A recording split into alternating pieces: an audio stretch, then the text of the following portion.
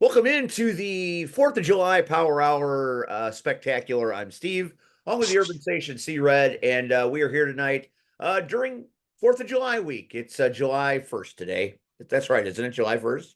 It's the first of the month. Happy Bobby Bonilla Day, by the way. Okay. Do you know what that means? No. You don't know what Okay. For those of you that don't know what Bobby Bonilla Day is, I'm going to tell you about it right now. Once upon a time, in the mists of Major League Baseball past, there was an outfielder third baseman named Bobby Bonilla, Well, I know who drafted by he the is. Chicago White Sox in 1986. And he made his way from team to team, most notably with the Pittsburgh Pirates. He, Andy Van Slyke, and Barry Bonds were the outfield that got them to the World Series or into the championship games back when the Pirates were really good and Barry Bonds was not taking steroids and he was naturally gifted.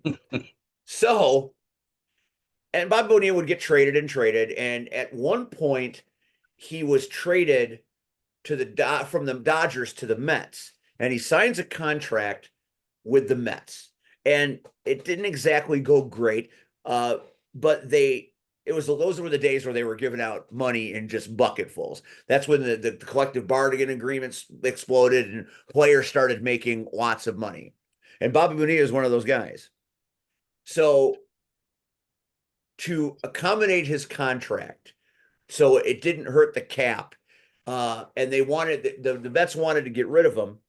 So what they had to do was negotiate a settlement so they could get rid of the contract, but still be fair to Bonilla. So Bonilla and his agent, who is the greatest agent of all time, negotiated a settlement in which on July 1st, every year. Now, bear in mind, Bobby Bonilla hasn't played an inning of baseball since September of 2001. He retired at the end of the '01 season. And where are we?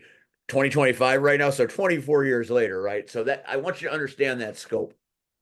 His buyout and his contract, the Mets were bound to pay him $1.19 million every year until the year 2035. So now, every July 1st, since 2001 to right now, Bobby Bonilla on July 1st gets a $1.19 million check from the New York Mets. Must be nice. So happy Bobby Bonilla Day. And I found out today that he's got a similar deal that got him out of his Orioles contract. So he gets $500,000 from the Orioles until 2028. Man hasn't played an inning of baseball in 24 years, making $1 million a year. Where is he at now? Smiling like he won the lottery. Because why? He won the fucking lottery. Yeah, well, So, just to all of you out there in Power Hour land, happy Bobby Bonilla Day from C Red and myself. But that's Bobby Bonilla. That's what that means. So, hope you had a good Bobby Bonilla. I hope you made your millions today, too, C Red. yeah, right. You mean some millions? Yeah, that's about I'm right. just saying that, like I said, there's an ass for every seat. Tonight, we're kind of rolling it old school, back the way Red and I used to do it back in the very early days of the show. Forgive the sunlight. I don't have tattoos on my face. The sun's coming through the shades right through the window, and it's hot as fuck. But that's okay. Um, so Red and I, when we did the show back in the beginning, we didn't always have guests. We just kind of talked a lot of shit. So tonight we're gonna do more shit talking than wrestling talking, but I'm sure wrestling will factor in there at some point because I've got some interesting thoughts about what went down at Night of Champions as well, and we'll talk a little bit about NWA Endless Summer 2, which occurred last Friday night. Um, I set a challenge out there. Red, when we were talking about what we are going to do on the night show, you said, well, we'll talk about music, movies, all kinds of shit, right? Right. So I said, you know what? Let's put some feelers out there and get some kids to participate with us, and let's talk about our favorite albums and movies. So I said, hey, give me your top 5 albums, give me your top 5 movies, and let's have a little fun with that. So what do you got there? Oh, I did my list. Oh, I did. No, you read the post for once in your life. Fantastic. Right. I actually did my work. All right, so let's start with you, C Red. No. I want let's find out what the people say first. All right. So do you have it up or do you want me to list? Do you want me to read it? You can read it because I I do can not read have it. it up. Let me get in there. Facebook is a many splendored thing. Before we do that, our good friend and fan Justin Schock is fighting the battle of his lifetime. So from all of us on the Power Hour, Cactus, Rion, Red, and myself, we wish you all the best to you and your family. We know you're going to come back bigger and better than ever, right, Red? Yes, Justin, we love you. Uh, this is just a minor setback for your major comeback. So we love you. We look forward to seeing you in September. So get Wait, did well. you say September? Yeah, Do you remember that I remember. 21st night in September? Oh Lord. Oh yes, I Oh, remember. say that you remember. Dancing in And September. you won You know the song. and you wonder why I wanted to do this show. That was a terrible rendition. But hey, September by Earth, Wind, and Fire. Put that up in the top 10 songs of all time. Is that not I, it's, such an inspiring piece of music. Wherever you are, when that comes in, you're instantly happy, Red. Don't tell me you're not. oh yes, of course. Yeah, I will agree. You know, that is Are you familiar with YouTube and the mashups they do? some Where they of them, take yes. where they take two songs and they kind of mash them together. Yeah, different people do it. So yeah. One of the great versions of all time is, hang on a minute. It's two artists that don't belong together in any way, but here we are. So I don't know if you'll be able to hear this. I'm going to give it a shot though. I don't have Rion's not here, so I'm technologically illiterate. Ready? Tell me if you hear it.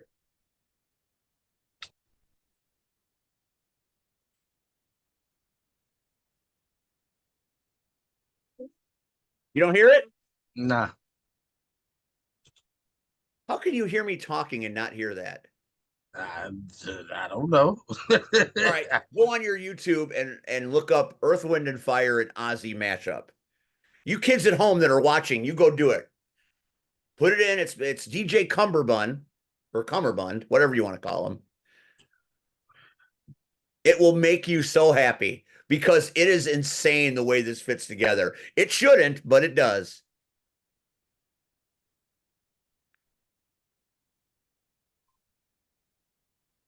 And maybe you got your volume down. I don't No, if I could hear everything, I just couldn't get it through the damn screen. If you can hear my voice and you couldn't hear that, I don't understand how that's possible. Turn it up, Red, so we can all hear it.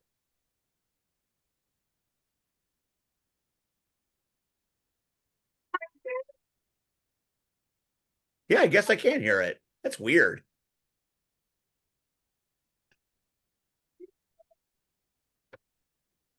Look at Red smiling. He knows this is a jam.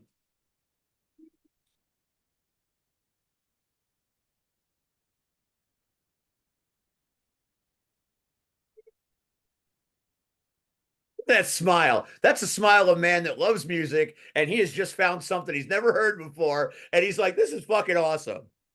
I've never heard it. So I mean, the beautiful part, and I've paid attention to a lot of these mashups.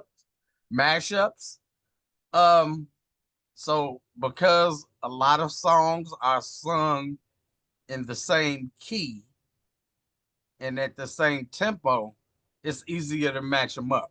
So you don't have to do as much work, especially uh, as a novice DJ. It's easier. So Yeah. yeah. So I That mean, song but is pure I've magic. never heard that. I've never Pure heard magic is what that is. Ozzy that. Osbourne featuring Earth, Wind, and Fire. September mixed with Crazy Train. And when and toward the end of the song, when they get to the guitar solo, fucking blew my mind. Well, So I urge you all to check it out. It's very fun to listen to. It's seamless and it's really cool. All right, so we asked the kids about their favorite movies and their favorite albums, and our guest was Muggsy was last week, right? Yeah. So our guest last week was the first to chime in. So we're gonna give Muggsy Manson James. We're gonna give him the floor. So top 5 albums, top 5 movies. Where do you want to go first? Albums or movies? Let's do albums. All right. So I don't know if these are in a particular order, but he's got some very eclectic tastes. Now you got Okay. Muggsy, the way he dresses, the way he carries himself, motorcycle rider, professional wrestler, professional badass, all the things you know about Muggsy. So number 1 on his list for albums is Three Cheers for Sweet Revenge by My Chemical Romance. Never fucking saw that coming. Emo rock, goth rock, Muggsy, never saw it coming. I love me some My Chemical Romance too. So when I saw that on there, Welcome to the Black Parade is one of my favorite songs of all time. It is the closest any band has ever come to being Queen without being Queen. And that song, Welcome to the Black Parade, from a structure and expertise standpoint, is one of the great songs you'll ever hear. And if that guy that plays the guitar for My Chemical Romance doesn't sound like Brian May, I don't know who does, because it got me all teary eyed when that guitar solo hit, because I love Queen a lot. So Three Cheers for Sweet Revenge, My Chemical Romance for Muggsy. That's pretty badass. He's got a softer side, but it's still hardcore as fuck. Fred, what do you have to say about that? Fred's like, I I, don't know who My Chemical Romance is. I don't. So You don't know who they are. I don't. Come on, that's reverse racism. You are No, just because they're a bunch of emo white kids, you don't like them. no, I didn't say I didn't like them. I Well, just you know, don't know. Riyadh did say tiny racism. That's tiny racism, what that is. I never heard of them. All right, so the second album that Muggsy had, totally saw coming. I would have bet money that this band would have been a part of it, but he picked a very compelling record. It's also, I believe, my brother's favorite by this band, "Ride the Lightning" by the metal rock gods Metallica. Okay. You heard of Metallica, right, Red? Just because they're white, don't hate. Oh, I love Metallica. There you They're go. not on my, What's your they're favorite not on Metallica my song? they didn't make my list, but they I love them. Yeah, I know you like, you like Enter Sandman, you like that shit, or do you like their hardcore early stuff with Cliff Burton? Actually my favorite song, Nothing Else Matters. Yep, that's off the Black Album. That was a big in '91. There weren't many records as big as that one. That was a pretty big deal at the That, time, that's because their music was starting to translate to the mass market at that point. They had the And Justice for All record that featured the song "One," which got some radio play, and I believe actually won a Grammy. So they were starting that turn, and the genius of Enter Sandman with that unforgettable hook was a radio hit. They're selling millions upon millions of the Black Album, and that was just one of many. Like, and Nothing Else Matters being one. Uh, Sad But True, another big song off of the Black Album. But Muggsy picks Ride the Lightning. So now I'm going to throw some stuff at you that's going to be right on par with you loving Muggsy as your nephew. Get Rich or Die Trying by 50 Cent. Look at Uncle Red smiling with pride. I'm smiling, but it didn't make my list. I bet the next one did. I bet you and Muggsy share this next one on the list. You ready? Okay. Enter the 36 Chambers. No, it didn't make the cut. You didn't pick Wu-Tang? Are you fucking kidding me? You have to hear Your my hip hop list. background, you don't bow down to the Klan? You gotta hear my list. You gotta hear my list, and then you gotta hear my list, and then the last one on Muggsy's his top 5 records list is a band, someone I'm not familiar with. King 810 or King 810. Do you know who that is? No. I don't either. Memoirs of a Murderer. So I'm gonna have to look that up and find out all about that. I don't know if it's metal or maybe it's hip hop. Sound like might be a hip hop record. Well, I don't know. But anyway, those are Muggsy's top 5. Now I'm loving the eclectic nature of Muggsy's top 5 albums, and then I go to his top 5 movies. And if you don't love Muggsy James, more after you hear this, then you just have no soul and you just don't like movies, I guess. Do you know what number one was on his motherfucking list? This No. made my heart sing. Dazed and Confused, the Richard Linklater classic. Red, you're looking like you don't know what the fuck that is, man. No. You're So killing me, Red. You are fucking no, killing me right I now. know, I You're know, embarrassing us. We're old and you're embarrassing us.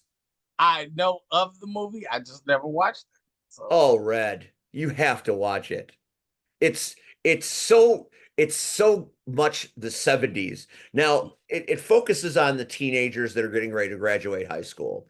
But in the 70s, we were the kids playing Little League, and there's a crew of them that were playing Little League, and they focus on them too. And it takes you right back to those days, man. okay, The well, pacing, Ben Affleck's first film, Matthew McConaughey's first film, it okay. had So star now, power, even now, though you didn't know it, they were stars at the time. so Uh, now, I, do you watch Yellowstone? no, I tried to. It's all right. I'm gonna excuse that for now. We're gonna have a conversation about that later, though. You and I are gonna pick a weekend. We'll lock you in a room and make you watch all of Yellowstone because it's that fucking good. Anyway, Rip Wheeler, the character, the big tough cowboy with the curly hair and the sunglasses. You know, you've seen him, right? yeah, Beth's husband, okay, one of his first movie roles in Dazed and Confused. So the people in this movie became something in the entertainment industry, but the films of Richard Linklater are some of the most timeless films ever created. You know, did you ever see Boyhood? It's the movie that they shot over a series of 20 years or 10 years or something like that. Ethan Hawke. I might have. Yeah, I might have. Oh man, he is one of the great director storytellers of my generation. So when I saw Dazed and Confused at the top of the list, I'm like, Muggsy, we might be related. We might. You might be my long lost son. So I was like, oh, my own kids don't like this shit like this, and I would, that I think they got nothing, right? Uh, Second on his list, Scream. I know, right? Dazed and Confused to fucking Scream. Courtney Cox. I mean, we don't know the order. We don't know the order, so you know. So and Scream, who didn't love Scream when it came out? I mean, it was an unsuspected, hilarious hit. Ghostface, became one Yeah, of the no, Uber villains in the scary movies. So, great film. Loved it back in the day, right? Next one. You're gonna love this one. And this is a movie that they don't sing the praises of nearly enough. Don't be a menace in South Central while drinking juice in the hood. That movie is that movie's one of the great, great, stupid comedy movies. I mean, you got Airplane, you got I'm Gonna Get You, Sucker, Spaceballs, and Don't Be a Menace in South Central. That they're all in that ilk. message. That way, those Wayans brothers, boys, those Wayans brothers. When they're on, they're on. I I didn't see that coming from This Muggsy. this next one's gonna make you shed a tear. Think back to a let's see, this was 19 had to be 1984 or 5. How old was Little Red in 84? Like 10? No, 84. I was 12. Okay, you're 12. So I was 14. What about the fucking Goonies, man? Oh, Gotcha. uh, Gotcha. so I like Goonies, but I don't know if I'm gonna put it in my top 5. Hey, I got Muggsy representing the 80s right there. I mean, I ain't mad, but put it in my. That's just me. That's just. But I mean, and the final movie on Muggsy's list is Step Brothers, which it's a classic with Will Ferrell and John C. Reilly. Great film. I mean, so Muggsy did the work. Muggsy did the work, and he understood the assignment, and he came out of the gates hot. So he set that bar pretty motherfucking high. Okay. He set that bar pretty motherfucking high, and everybody that came behind him, tried to step to the throne. Let's see how they did. PX was up. Oh. Now I feel like PX is just picking things to please you and me because he knew we were reading. I don't know if this is all true. We know that PX of the LIM is a people pleaser. So I'm looking at this list going, I don't know, maybe he's just playing us. Maybe you know what number one is on his album list? What's his number one? Sergeant Pepper's Lonely Hearts Club Band by I the did see that. See, no. So that's why I stopped reading. I'm going to be honest because I wanted to create my list, but I wanted to see what else was out there. Right.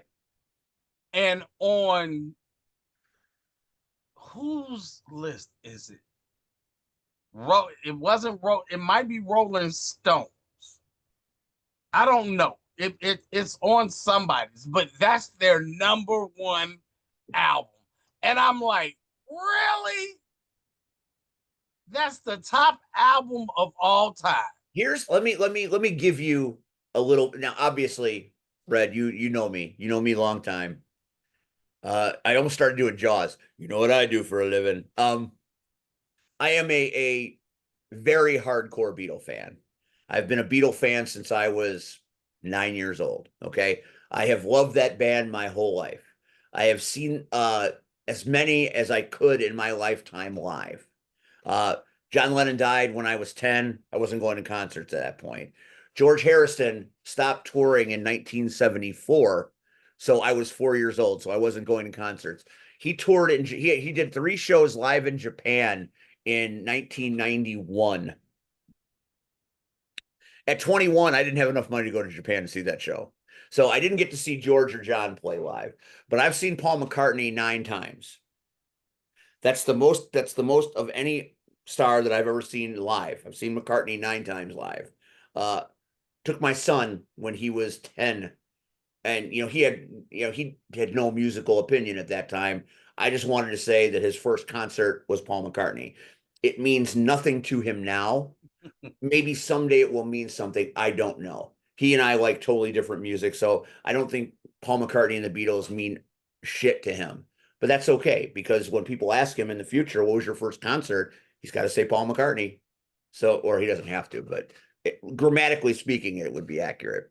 But the Sergeant Pepper album came out June 1st of 1967, and it exploded at a time that was the summer of love. So that became the anthem of that very free summer that kind of spiraled the hippie movement, and it changed music, it changed fashion, it changed art, it changed cinema. There were other things that happened that time other than Sergeant Pepper, but that was like the detonation of that direction. And it separated the boomers from the next generation. It was that tipping point. So it's the product of the right place at the right time. Is it the greatest Beatle album of all time? To me, no. It's a fantastic piece of work. It is a concept album, and it is very much reliant on all the pieces to work. So it's very cinematic, and it's a great listen start to finish. They were doing things that had never been done before. But the fact that PX is, it recognizes it, whether he's doing it just for me or whether he actually believes this, it's pretty cool. Now, there are people out there that hate the Beatles. I believe me, some of these forums, they'll come at us with both barrels. The Beatles aren't those things, blah, blah, blah, blah, blah. You cannot dispute the impact on society and the fact that that band has been broken up since 1970, and they are still the most streamed and downloaded act in 2025. That's 35. That's more than 35 years. That's what, 55 years? Yeah, because the 70 they broke up. They broke up when I was born. That's 55 years. They have been at the top of the music industry. They just never leave. The staying power is unlike any other band in the history of the world. Whether you like the music or don't, you got to respect what they accomplished and what they continue to accomplish. Pretty fucking cool. They just won a Grammy Award last year for the song Now and Then, which was a demo tape John Lennon made that Paul and Ringo finished and released to the world. So still making music in 2024. Pretty impressive. Number 2 on Big Pat's list, Marshall Mathers LP. Eminem. So he goes from the Beatles to Slim Shady. That's quite a jump. That's a huge jump. And see, again, because I read at least 2 to 3 different lists to see where they were. And Marshall Mathers was on there, and I'm like, but I know it was in the top 51. You can't argue remember what he did. I mean, I'm not arguing. Huge. He was huge. His impact in the late 90s, when unbelievable. When he came out, when Slim Shady came out, I honestly at first thought, are we going to go through the Vanilla Ice bullshit again? No, I'm just saying, based off the video. Like, because I'm thinking, okay, is this going to be a guy that he's going to make corny raps? And for me, Stan fucking took, of course I bought the CD. Yeah. But for me, Stan was my shit. And it was like, oh shit. And then there was one, I can't think of the name of the song, but it's his song where he's talking to his daughter about killing her mother. That's a great Mother's Day song to be playing, right? And for me, it was like just to hear how he articulated to his daughter what was going on with her mother. I was like, oh shit. I never really thought that Eminem was going to go the way of Vanilla Ice, just simply because he was a product of Dr. Dre, and Dr. Dre. Well, yeah, one of the greatest of. I mean, you want to talk about hip hop goats? He's got to be on your Mount Rushmore hip hop. I mean, but when you get a guy that in his first says, "Hi, my name is," it's like, okay, where's this gonna go? I'll tell you what, the Super Bowl show where it was Dr. Dre and all Death Row. Oh, that people think that I'm very biased to the classic rock entities being the great performances of all time. Prince at the Super Bowl, almost untouchable. Michael Jackson. How can you touch Prince in a rainstorm playing a live guitar? Like at any time that shit could have went left. He was hoping so. I bet Prince wanted to be electrocuted. So that's how he was. And he's walking and moving in heels. Yeah. In the rain. Like, if you go and watch Super Bowl history, it wasn't until Michael Jackson did his halftime performance that any of the halftime performances were worth a shit. But what Michael did was he created something, as he often did, that changed the game. And then every year, they're now getting these big entertainers. So you have had McCartney do it, Rolling Stones have done it, Springsteen's done it, Tom Petty and the Heartbreakers. So for a while there, I was loving it because it was all the shit that I love. So every year I'm like, who's going to be this year? Well, it's waned off a little bit for me, and I was starting to get a little irritated with it. Like, fuck, I don't want to see the Weeknd perform at halftime in the Super Bowl because he's not a guy. I mean, he's all right. He sounds to me like a Stevie Wonder, Michael Jackson wannabe, but I don't know his music well enough to make that kind of commentary. So I reserve it. But when they did Dre and Snoop and Eminem and Mary J. Blige and all those people from that era came out, that was one of the most electrifying halftime shows I have ever seen. And when Eminem came out, Oh, I Certainly love. better than Lady Gaga and Katy Perry combined. Oh, yes. All right. What's his next Oh shit, we got off on a tangent. Sorry, PX, we got off on a tangent. So that's what happens when you start talking shit. You just forget you're talking shit and you go. Um, his next one, he's kind of cherry picking, but he says he wore it out growing up. So I appreciate it and I'll allow it. Don't usually allow the greatest hits of anything there because they're the greatest hits. They're taking everything that was one? Right. popular and putting it in one place. But if it's the King of Rock and you wore out the CD, I'm all out it. So Elvis Presley, 30 number one hits. I mean, it is an extraordinary collection of music. Yeah, but like And you he is the said, king. I mean, but again, you pretty much have taken all of his work and put it in one album. And I mean, let's be honest, we could have all did that. You know, like Michael Jackson's greatest hits could have been, history. You know, here's why I allow it because when I was going through mine, I'm thinking back, what were the albums that were pivotal moments? That's what memories and moments dictate the album for me.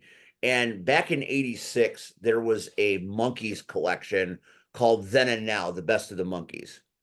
And I had the cassette, and it was all their hits plus three new songs because in 86 MTV played the Monkees and the Monkees came back. All of a sudden the Monkees were exploding and they were huge again, right? And they got Mickey and Peter back together and they made some new music and they were on MTV all the fucking time. So this album I played and I still play it. So it's a big album in my life. I omit it because the rule of the greatest hits because it's gonna have Clarksville. It's gonna have Take a Giant Step. It's gonna have Clarksville, and yeah, I it's gonna have meet I'm a you at Believer. the station. This station by 4:30. Nobody from the Rock and Roll Hall of Fame is watching the Power Hour, but I want to say this. Fuck you, Rock and Roll Hall of Fame. Shame on you for not putting the Monkees in the Hall of Fame.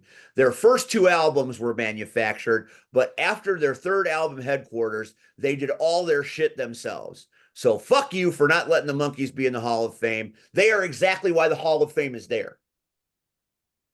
So fuck you. Anyways, but I'll give Pax the Elvis because it's Okay. fucking Elvis, man. It's It's Elvis. Elvis. I'm not the biggest Elvis fan, but I appreciate Elvis and I understand what Elvis was. And Suspicious Minds is a fucking jam. So we'll go with that. Then he tries to go down Muggsy's road, and I don't like the choice. Metallica has had some great albums. Okay. I don't know if Load should be in anybody's top five.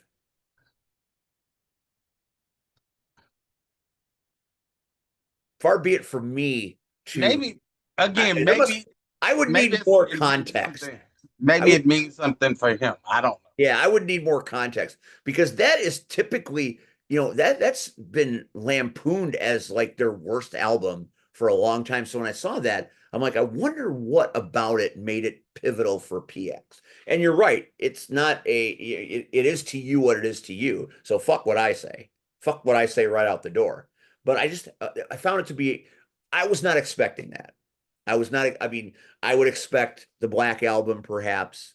Maybe I would expect And Justice for All because those were monumental, epic, looming huge in the legacy of Metallica. But that one was the first time that they really disappointed anybody, so I was a little surprised. And then PX ends with a scattergun because how do you disagree with it, Red? How do you fucking disagree with the biggest selling album in the history of recorded music, Red?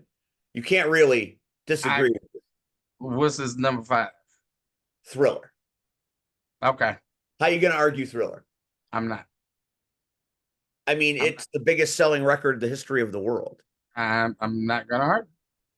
I would argue it because I don't think that's Michael Jackson's greatest record. Don't now listen, don't I don't need all the hate. See, I have a feeling people, if people do in fact watch this show and they listen to some of the shit we talk about these albums, I think there'll be hate and there'll be comments. What? How dare you say that about Mike's album? Don't get me wrong. Thriller is a So to masterpiece. you, what is your It greatest Michael just Jackson? might be on my list, so you have to wait. Um, just because I don't think it's his best doesn't mean I don't absolutely love it. Uh, McCartney and Michael Jackson, "The Girl Is Mine," is one of the greatest duets in the history of recorded music, and it's not Third even track. close. Third track. Um, obviously, you cherry pick "Beat It" and "Billie Jean." Astonishing. Human Nature. Who doesn't get chills when you hear that fucking song? Right. The title track, obviously, the greatest video ever produced. I'm still waiting for somebody to do anything that good. But then you look at the ones that PYT, awesome track. "Baby Be Mine," unheralded but awesome. "The Lady in My Life." That is the shit. And that isn't even the original version. Right. Have you ever heard "Starlight"? Yes. I think that's dope. For those of you that don't know what Starlight is what Thriller was before it became Thriller, with different lyrics. Go on to YouTube, type in Michael Jackson "Starlight." It's everything you know almost, but it's just a really cool take on it. Plus, they put it out on the 50th anniversary or the 40th anniversary of the Thriller album, so you can get that on as an extra on one of the anniversary editions. So, I mean, that's a solid list by PX. I mean, he came to play. I don't know if it's as good as Muggsy's, but it's good. It's really good. I wish he would have gone with something other than Load, but maybe Load was an album that maybe he lost his virginity to Load. I don't know. All right. So do you want to go yours first or mine No, first? we got to do his movies, man. Okay, do his movies and then we'll do ours. Wait, we still got two other entertainers. We still got people. But we got all this shit. We're Trust me. gonna do our Once shit. All right. once So we get to my list. his movies are Goodfellas. Okay. Solid. I can't argue with that. That's fucking phenomenal. I was just watching it the other day. The Godfather, which I hadn't seen until just recently. I was never big into those movies, so I had I wasn't either, but it was like one day, what, like AMC or somebody was doing a marathon, yeah, and I just sat my ass down, was like, okay, I've never watched it. right. And this is the movie that everybody said Marlon Brando, so it was like, okay, so I watched it. And the back and forth is what got annoying to me, like them going back to the old country and Right, right. in the old country and then coming back, and I'm like, oh, that's Dude, just and too Godfather much. James Caan got fucked up. Oh, of course, God yes. damn. Sonny got fucked. Anyway, that was again. I did Godfather 1. Okay. I still have to do 2 and 3. I haven't done 2 and 3 yet. But I watched Godfather 1, and of course I loved it. So I'm looking forward to the other two. I hear Godfather 2 is supposed to be the best of the bunch, It and then is. Godfather 3 was a bit of a disappointment. So I'll let you know down the road how I felt about that. Walk Hard, the Dewey Cox story. That is an amazing pick. It is one of the great spoof movies of all time. Do you remember Okay. they had the Johnny Cash movie with Joaquin Phoenix? Yeah. It's designed in that format, but it's very Zucker Brothers. It's very comical. If you've never seen it, you will love it. John C. Riley plays Dewey Cox, and it is really an amazing satire. So I love that he picked this one. I forget about that movie sometimes, and you forget how fucking good it is till you watch it again, and you just laugh the whole fucking time because he is so stupid, and the things that happen to him are so stupid. It's like a comedic Forrest Gump in a way. You know how Forrest Gump went through the movie and things just kind of magically happen, right? He just Right. right place, right time. It in a way it kind of mirrors that, but in a funny way, and it very much is true to uh the Johnny Cash film. So it's very very good, well done indeed. Rocky 2 is on his list. I find that very interesting because Rocky 2 is what made me a Rocky fan. that fight between Apollo and Rocky, and the big slow motion punch, and they both fall down, and they're struggling to get up, and they're counting, and Adrian's on the couch going, "Oh my God, 5, 6," and Rocky barely get. I have used that reference in wrestling so many times as two athletes are trying to beat the 10 count. My God, it's like Rocky 2. I have said that. You could go through the annals of time. I have fallen on that crutch 100 times. I use that almost as much as I use the air supply joke when they're cutting off the windpipe on the ropes. I'm a creature of habit. Call it calling cards, if you will. But I love Rocky 2. Rocky 3, for me, That was me. that might be one of my favorites. That might be my favorite because at the time, cable was new back in '83. Okay, we had On TV And and Spectrum. but On TV had like 4 movies. It had 4. It would have 4 movies at a time, and it would periodically change. You would get 4, and they would play these 4 movies 24 hours a day. So me and my brother one summer must have watched Rocky 3 1,000 times. I don't know if I've ever seen a film as much as I've seen Rocky 3, thanks to On TV.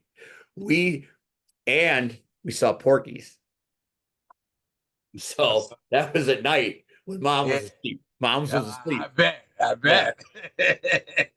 To me, still to this day, one of the funniest scenes of any film in history is when Ms. Ballbricker is in the office with the principal and the 2 gym coaches talking about undressing boys so a police sketch artist can draw their penis so she can identify an incriminating mole. If you've never seen this scene, I laugh so hard I cry. I just got these on DVD because I started to miss them and I didn't have them. So I sent away and I got them finally. And I watched them again and I laughed like the 13-year-old I was when they came out. Still funny as shit. Takes me back, makes me feel young again. But anyway, Rocky 3 for you and me. And his final one, he's got a good sense of things. The Empire Strikes Back. Okay. 1980 for you and me. One of the rare occasions in movie history where the sequel just might be better than the original. Okay. And what made it so amazing is that good lost. Good did not win. We weren't blowing up shit. We didn't blow up the Death Star shit in Empire Strikes Back. Our favorite guy, Han Solo, got frozen solid like ice cube and taken away. Luke lost his fucking hand. I am your father. And we found that the asshole of the year was having Father's Day. That fucked us up, boy. Empire Strikes Back made us afraid. We can't go to these anymore. We don't like this kind of sadness. When Han Solo got taken away, frozen solid, I was upset. So kudos to PX for participating in our little thing. Now, before you get ears on, because I know we're going to be here a while, I want to do Missy, photographer of many places, Wrestle League, Rocket Pro. Missy is everywhere. She brought out her movies and she brought out her music. And I will be honest with you, some of Missy's I've never heard of. So I'm going to have to go and do some investigative journalism after we're off. But her albums, Twisted by Green Book. I can't comment on that because I have never heard of that before in my life. She also has Here Comes the Mummies by Everlasting Party. Also something I've never heard of. So she did a good job because now I'm going to go find out what this shit's all about. So we may have to have a part 2 of this so I can either roast her or applaud her for these choices. Britney Spears, her Britney album. I know a lot of young ladies from that era where that was a pivotal piece of music. And she might be crazy as a bag of cats right now with the knives and shit and the random Instagram post. I mean, she's not well. She's fucked up. But boy, when Britney was in her prime, oops, I did it again. That's a bad bitch. She was bad to the bone. And Oh yeah, everybody loved her. She was huge. She was everywhere. Even Mike loved her. Michael Jackson did a duet with her. Did a duet, The Way You Make Me Feel, in duet form live. Well, okay, Same so with just anybody, you know. then Brittany. Okay. So she liked that. That's good. This is very compelling. The Lords of Acid, Voodoo You. The boys and girls at Record Swap from the 80s and 90s would appreciate that very much. Not a big fan I am, but I appreciate that as a very interesting piece of music. And I remember that well from the Off the Alley days. So that's good. And then Missy dipped into the greatest hits herself. But she did it with an icon. And this is, I think this greatest hits is one of her best-selling records, Janis Joplin's greatest hits. So we're going to give Missy the kudos on this because, of course, she loves Janis Joplin, you know, as she should. Janis Joplin, one of the great rock and roll voices in the history of music, gone way too soon. So I love the eclectic nature of Missy's list. I just wish I had better, I wish I had time today to go back and listen to those things that I've never heard of so I could, you know, speak on them, but I can't. Missy, I have decided with her movie choices, she's got a bit of a dark side with a little bit of comedy. Okay. Okay. So her top five movies are Labyrinth, which is Okay. a fucked up film. If you're doing some drugs or you're drinking and some shit and your mind ain't right, that movie will fuck you up. David fucking Bowie, that will fuck you up. So that I love that. That's as demented and twisted as it comes. And she follows that up with A Nightmare on Elm Street. I'm like, Missy, what are you doing? I started to feel a little nervous for Tim. Like Tim is gonna wake up with a goat head in his bed or some shit. And then she goes into Trick or Treat. Do you remember that movie? Somewhat. That was a horror movie for horror's sake. That should be an ode to blood. There was more blood in that fucking movie. I'm like, what the fuck, Missy? What are you trying to tell us? That was just gore. That was just gore. Now, I believe Timmy's crying for help. But then I think she read her list and she's like, oh man, they're gonna think I'm a fucking serial killer, so I better lighten that shit up. And she moves into Young Frankenstein. Okay. Mel Brooks. Bravo indeed. Bravo indeed. And then she goes with Goonies.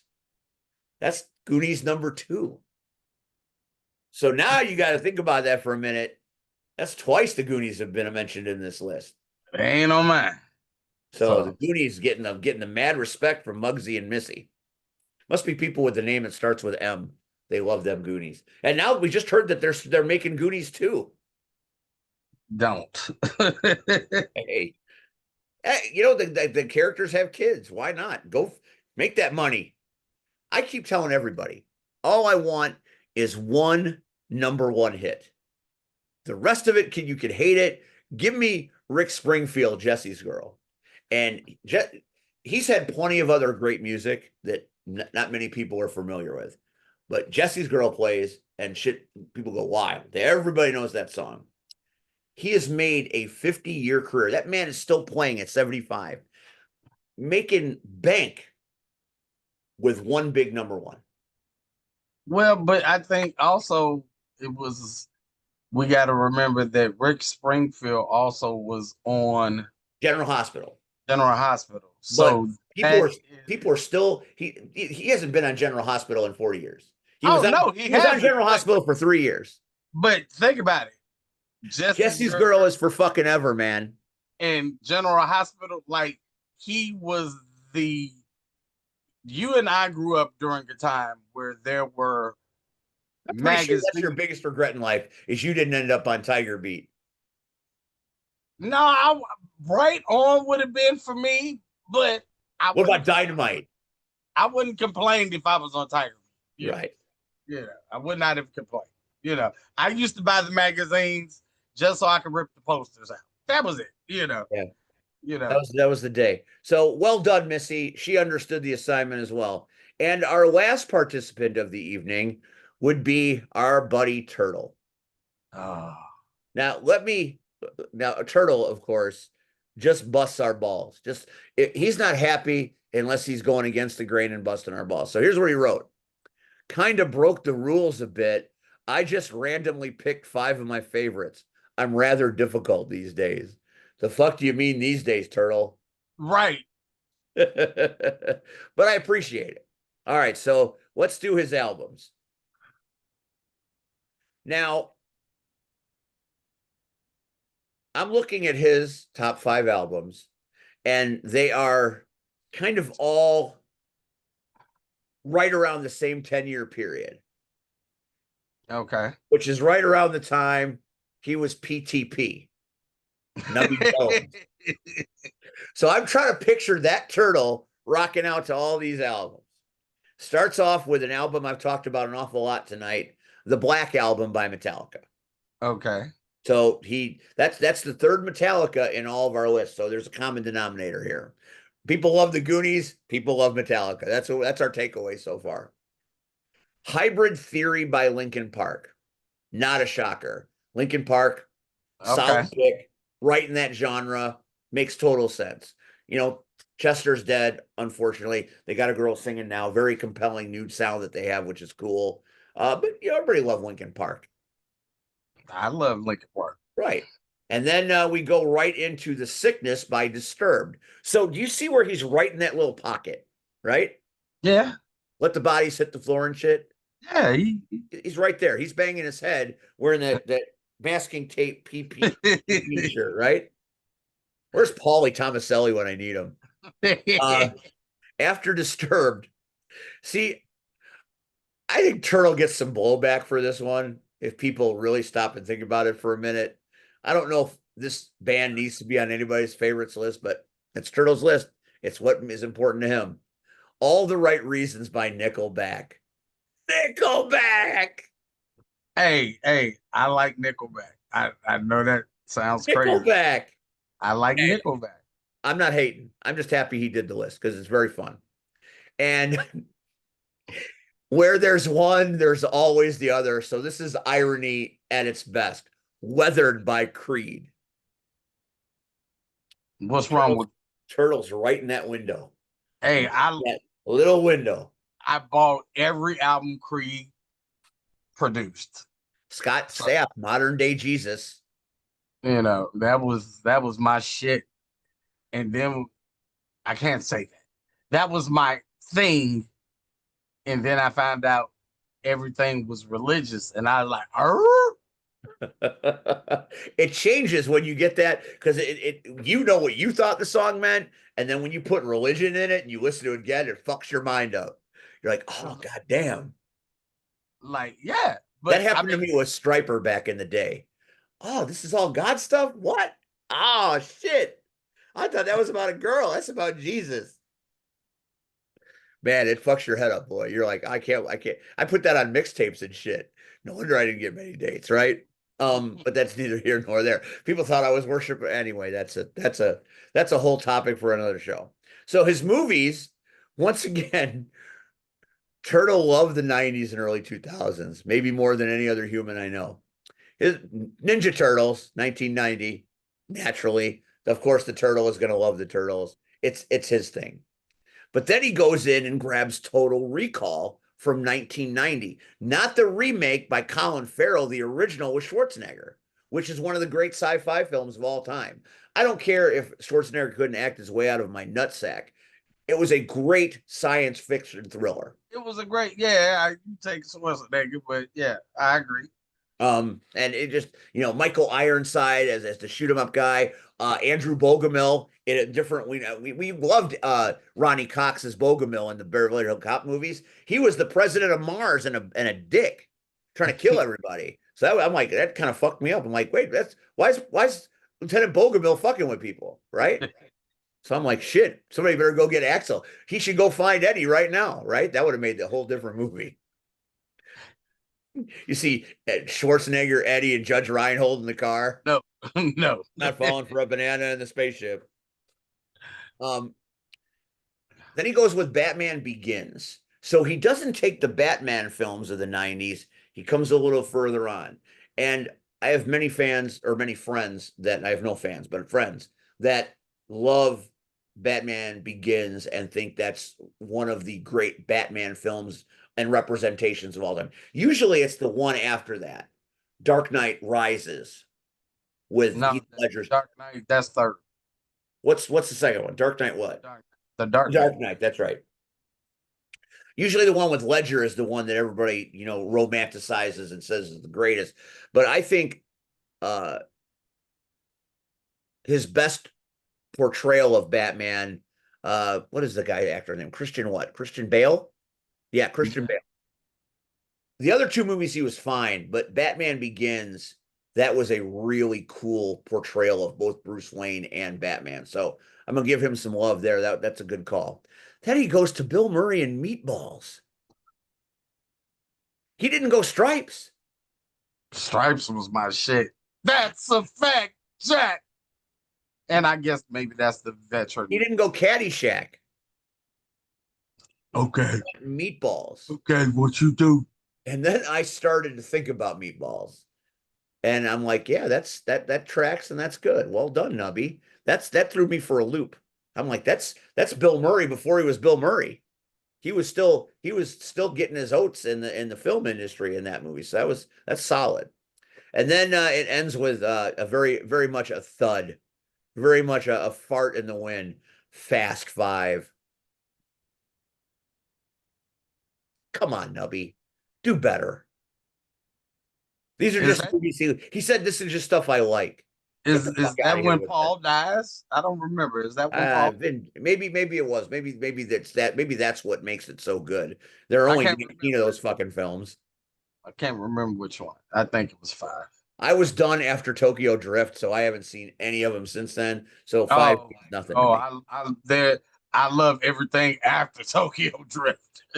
I'm just like, what am I watching here? But anyway, that's neither here nor there. So those are the lists that were contributed by our friends out on the interweb. So thank you all for playing. I appreciate a little time and a little effort into our little madness here. So thank you, Missy, Muggsy, PX, and Turtle for helping us out tonight and making our show fun. All right, Red, break it down. I'm gonna be scrutinizing the shit out of this too. All right, so where do you want? You want movies or do you want? Let's do music first. I'm trying to make I didn't get nobody likes me because they didn't comment it. So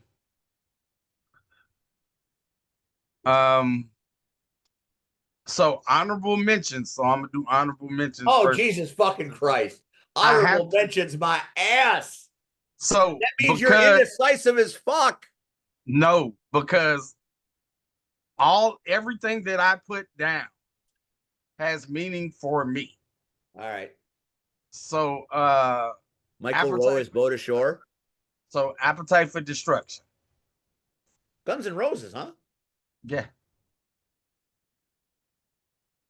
I love that for reasons that I can't explain quite. I think it's that album, has certainly transcended time and space. And I was in college for the 1 year I went, and every morning at 7 a.m, I would wake up to yeah, the opening to Sweet Child of Mine was fucking everywhere. So, and I know being a black boy from the city, my parents thought I was fucking crazy. But you like what you like. Doesn't matter what color you are. You could be red, and doesn't matter. I've got Southern parents. They did not understand that. So if, you don't want me to bring you like an autographed copy of Appetite and give it to Mama Red? She wouldn't know what the fuck it is. Raising Hell, Run DMC. That is one of those albums that anybody that's ever made hip hop will cite that as an influence. Because Run DMC. Yeah, but when you think of all the fucking hits that came off that album, like, what was your favorite? My favorite, it used to be, of course, My Adidas, but then it wound up being there's a song on there called It's Black Y'all. It's the very last track. And I used that song, I'll never forget. in English class, we had to give a report for Black History Month. And of course, everybody did the Martin Luther Kings and the Harriet Tubmans and the Malcolm X's. And I coerced a classmate, and we performed Run DMC's "Is Black Y'all." And my English teacher, give me a second. Whew, she had huge tatas. Um, Nice. she thought like that she was shocked that we went out the box, that we didn't just give a oral report and we stood there. No, we dressed like Run DMC and, we, recited the You don't song. even wear Adidas. I do. Trust me, I do. Because Adidas stands for All Day I Dream About Shine. Well, that's something I did not know. So, you should be richer than you are if that whole concept was based on you. I wish, right? Yeah. That's Next a great is record, by the way. It's Tricky is quintessential, and I have loved their mashup with Aerosmith, "Walk This oh, Way." That's but that transcended MTV. of course. Next is Slippery When Wet, Bon Jovi.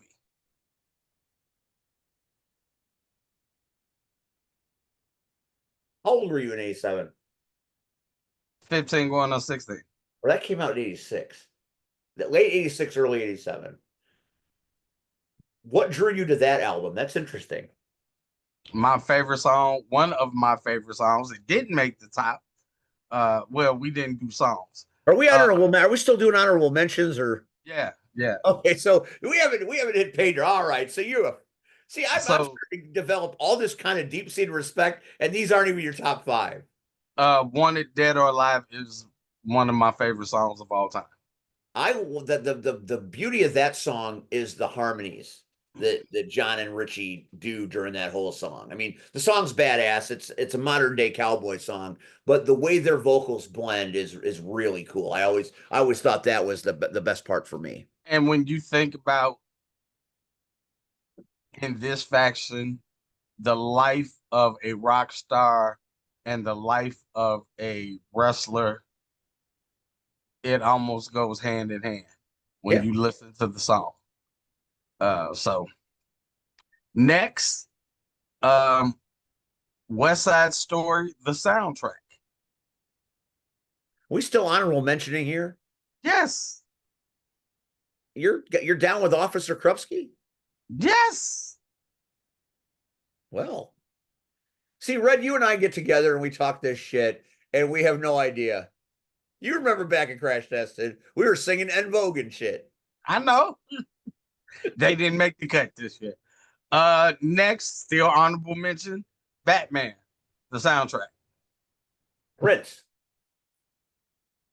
Of course, that is from top to bottom. You couldn't fuck with Prince with the soundtrack. I didn't think Party Man got near enough accolades in his career. That is one of his funkiest songs. And my last and honorable mentions is Destroyer, Kiss. Destroyer was such an important album in that band's career. So again, I am part of the Kiss Army. So As am I. So you want one or you want me to start at 5? I mean, I don't think I did mine in any particular order. So Well, they're not in order, but I just ranked them 1 through 5. Okay. Number 1, Purple Rain. Hard to argue with that. It was an album that changed a lot of things about what we were listening to at that time. And, just from that opening, dearly beloved, we're gathered here to get through this thing. I mean, that is such a powerful, you're just listening to it going, what the fuck is happening? And then it kicks into one of the greatest rock and roll songs that has ever been recorded ever. I will fight anybody on that one. Let's Go Crazy might be the perfect rock song. Second, Thriller. I don't disagree. We just talked about it earlier. You know, it's one of those albums that we were there when it happened. We were there. Number three, The Chronic, It, Dr. Dre. it had to be there. It had to be there because of what it was. The fact that he outdid what he did with NWA in one fell swoop made Dr. Dre a fucking legend. And who, I mean, think about it. So I don't know. I doubt if you did, but at that time, everybody and their mama was wearing a marijuana leaf on a hat, on a t-shirt at that point, because everybody wanted to cry. Everybody wanted to cry. You think Number about four. the lasting effects that that album had. I mean, that introduced the world to Snoop. And then next year, Doggy Style came out. So it perpetuated the power of Chronic because it was all, you might as well call it Chronic 2. Number four, Straight Outta Compton, NWA. It is hard to argue with the impact that album had. It it torched the social scene. And to me, as a white kid in a predominantly white neighborhood, uh, to hear what was happening to people my age in LA and in you know, those neighborhoods, I had no point of reference. We had no understanding what was going on. We had no clue. But listening to that, you could feel that they had the heart that we wanted to believe we had, and they were brave enough to say the shit. You know, we all are the same down to our corpuscles, red blood in each and of us. However, in the late 80s, or you know, you take it back even further than that, that was a bad time to be black in LA. You know, Yeah. because that was some fucked up shit that was going on there. Maybe it wasn't going on all over the world, all over the United States, but it was bad there. And when you would hear Ice Cube and Ren and Easy talking about what was going on, you're like, why are they so angry? And then you hear about it and you read and you try to understand and learn, and you're just like, fuck. It was a shock that we weren't ready for, but I think we needed. And I really think that those albums, that music changed society in many ways. Oh, of course it And they did. tried to keep that shit locked down with parental control labels and you're not playing this, we're gonna arrest you if you sing fuck the police. I mean, Oh, they got arrested. Wasn't no. people And can my say what they say today because they said what they said back in 88. very true. And my last one, you already touched on. You didn't even know it. Doggy Style. I thought the Chronic was remarkable, but when I heard Doggy Style and we would play that album at the record store, the groove, just everything about that record was smooth, and it was like like Friday night on in the summer. Like you're going out Friday night, you sleep in Saturday morning, you go out again Saturday. It was like the tale of a weekend that you wish you had. For me, the Chronic and Doggy Style were my 20s. That that's the lifestyle me and my cousins and our homies, our crew, that was us. Like if you wanted to catch us, we gin and juice, sipping on 40s, smoking on endo. That was every day. Not some days. That was every day. You God, go to work that was such a great fucking time for music and just shit. We and didn't people. know what we had until you get to sit at this point and look back on it. Oh, of course not. But God, we enjoyed life, and it wasn't always the craziness. People would laugh. I don't know if you remember in the video Gin and Juice that there was a point where Snoop's car is completely full of smoke, and you can't see inside the car, and you don't know until they open the doors and people start getting out. And that used to be my 1971 Mercury Comet. Like you could not see, it's just full of white smoke inside, and it wouldn't be until we get out the car, and then how many people are in the car? Yeah, yeah. In that era, you know what hip hop album did it for me was Ice Cube's The Predator. Okay. I love that fucking record. It was a good day. Still Oh, makes me that a little misty when I hear it, but that whole it's, album is fucking ridiculous. it's in the car right now Yeah. on a flash drive. But that's So when you say that, you're making me think. You know who you didn't have on your list that I'm a little surprised? Public Enemy. so again, these are all of these. It's moments. I get it. No, but it was like something that it did. Like most people would be shocked that New Edition is not on my list. It was a little bit, but with what you had on there, I But get it. considering, I could have did like Pax or Misty and the greatest hits, but for me, like to name one, the closest thing would have been the Heartbreak album, but If even it is love.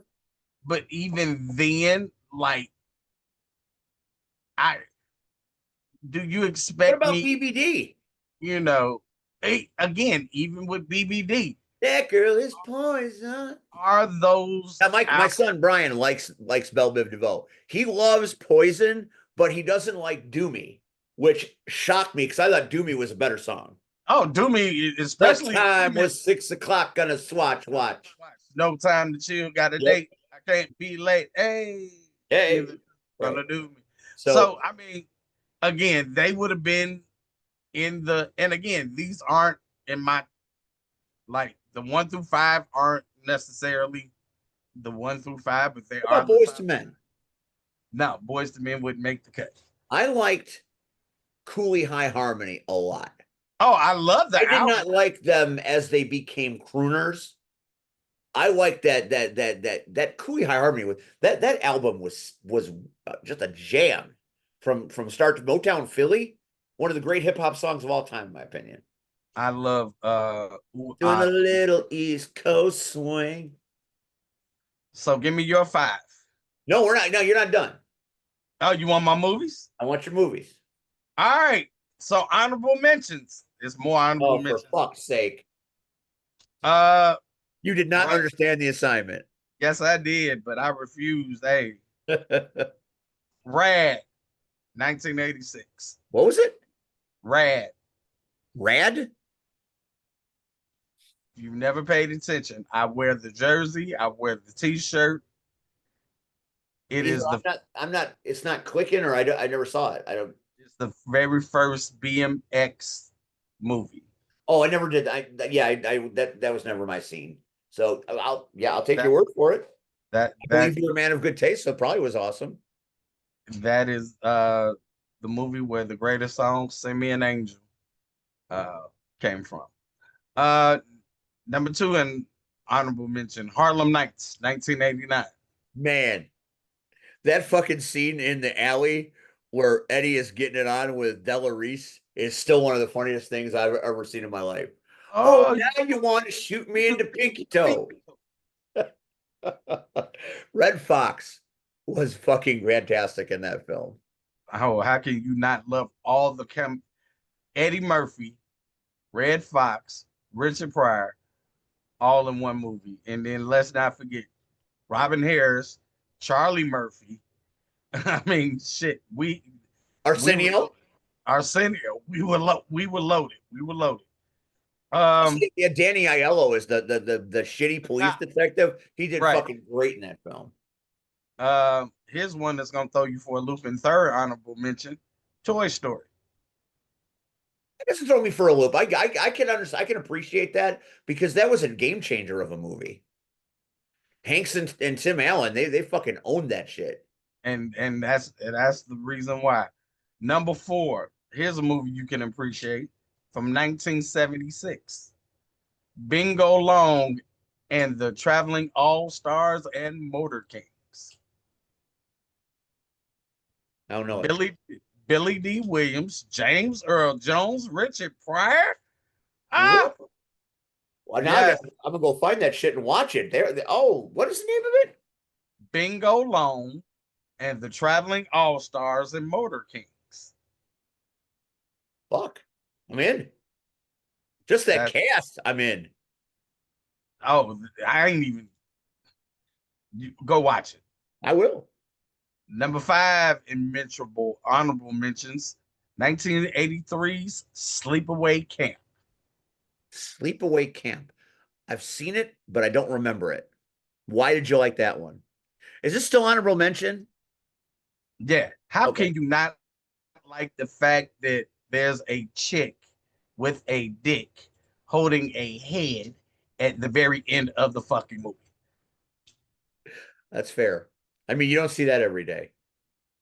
And I mean, the crazy part is you don't get the twist of the movie until the very end, and then you're like everything from beginning to end, and you go, "Oh fuck!" And it There was a were great.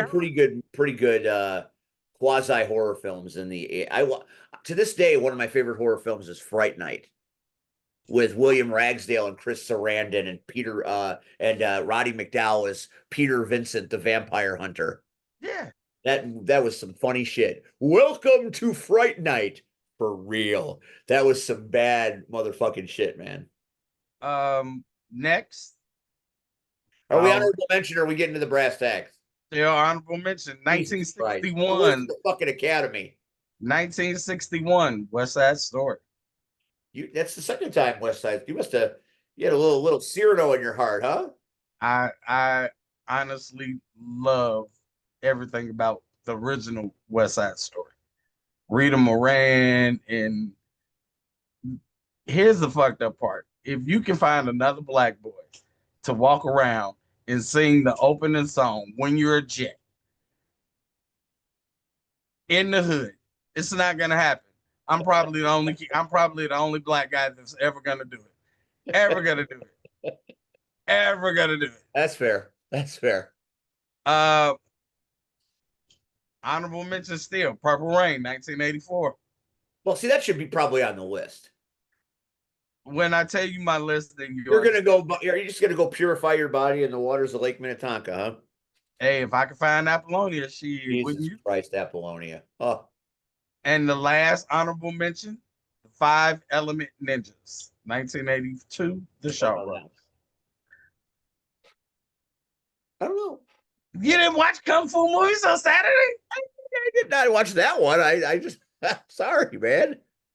It might. So a lot of people. So it's I was too busy watching Space Giants and Johnny Sacco reruns. it's a lot of people call it Chinese Super Ninjas, but What about it, Megaforce? no. See, So Megaforce right up there, man. I'd have that as my honorable mention. no, because they actually The good guys always win, even in the which 80s. what should have went on here is Five Deadly Venoms, but I love Five Elements more than I love Five Deadly Venoms. I would have been watching Game of Death, Bruce Lee and his great films. So, all right, here we go. Number one, and this is number one, Shawshank Redemption. You know, Red, someday I'm gonna be sanding a boat on the beach, and you're gonna come walking up in a suit, and the sun's gonna feel good on your head, and you're just gonna be glad to see your friend. That's So, how we're gonna end up, Red. Because you're already named Red. I can change my name to Andy. Andy Dufresne. That's right. Number two, you should have solved this one. Clerks. I too have a Kevin Smith movie on my list. It's not Clerks, but I did not get Clerks right away. A friend of mine, my friend Steve, my ride or die guy, uh, took me to a small independent screening theater in 1993 where he says this movie is going to, he was in film school and he knew all about this film. And he took me to this studio and this little theater in Park Forest, and it was like $2 to get in to see this film, like $3, something like that, because it was a Sunday matinee or some shit. And it was Clerks in black and white. And I sat there going, I don't want to watch a fucking black and white movie, man. I want to watch something in color that's going to blow my head off. And then it started, and all the things started to happen with Dante and Randall and all the shit. And it just grabbed me by the throat and never let me go. So I would not love Clerks if it was not for my buddy Steve. And for me, similar story. Was working in a comic book shop. Can't even say working, volunteering, whatever the fuck you want to call it. Hanging out. And a friend of mine, his name was Larry. He owned the shop. And I don't know what it was. And Clerks at this time was already out on VHS. And he was like, "Have you never seen Clerks?" And I was like, "No, should I?" He was like, "Bro, you can't watch Mall." I think it was because Mallrats had just came out. And he was God, I like, fucking love Mallrats. "You can't watch Mallrats unless you watch Clerks." And I'm thinking, okay, well, fuck it. I guess I'll watch it. So I'll understand what the fuck is going on in Mallrats. And I think we had the same feeling that, oh, okay, the shit's in black and white. Yeah, Oh, fuck. great. Like, great. Little did I know how big of an impact that movie would become on my life. Not only did I become a huge, huge Kevin Smith fan, uh, like I've seen everything he's put out. Even Uh, Walrus, yes, Tusk, even the Tusk movie. yes, That was not an easy watch. That was it not an easy watch. it wasn't, but I don't give a fuck. Kevin Smith can say, "Here's a pile of shit," literally a pile of Is shit. one of your greatest regrets that we didn't get to see the Nicolas Cage Superman movie directed by Kevin Smith? Yes, Mine too. especially after he got fitted for the costume. Yeah. Like that shit is like really, oh my god. But to know that the way I look at certain things, like I didn't feel alone in somebody else in their skewed mind. Their view Felt skewed mind. yes, felt the same way. So uh yeah, Kevin Smith is a huge icon for me. All right, And so I get those choices are those are good. I'm good with you right there. number three, you talked about it earlier, but I'm of the belief you can't, you have to go back to the original before you can go anywhere else. So Star Wars, A New Hope. It's For me, impossible. It's impossible not to have it. If you're our age, it's impossible not to have it on your list. It's impossible because it defined summer blockbuster. It took what Jaws had done and took it to a whole other level.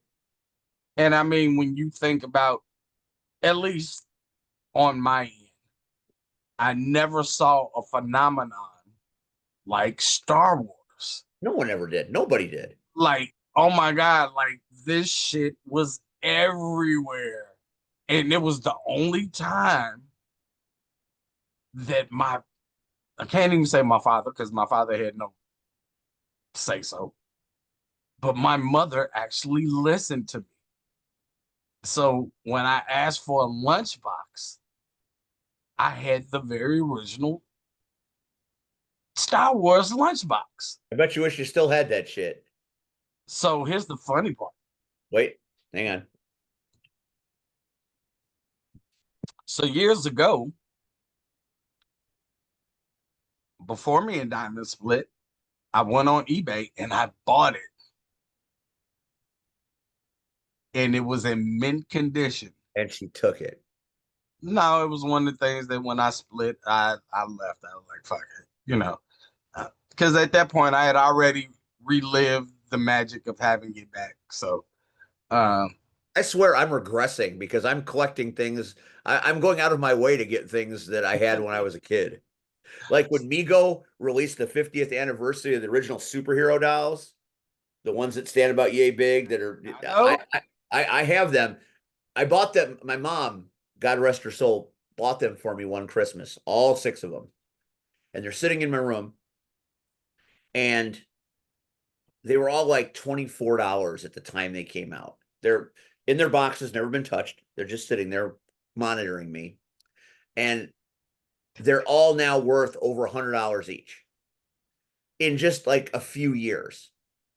So I didn't buy them to collect them. I bought them because that was a piece of me and my mom.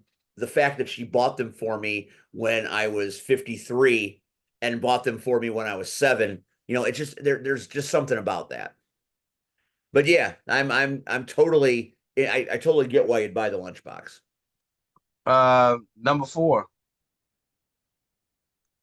I wanted to put the whole series, but I couldn't. But I went with The Dark Knight. I mean that's pretty much understood. I mean I get it because it's it's the one that's most lauded. Plus, for me, Chicago was more um, working downtown and knowing downtown so well. So I even I You don't existed in Gotham City. I did, but like I took my students downtown one day and I had to show them this is where this was made right here. You guys are walking. So when you watch that movie next time, this is where that movie was made at. You Like, live in Gotham City. so for me. Fuck Metropolis.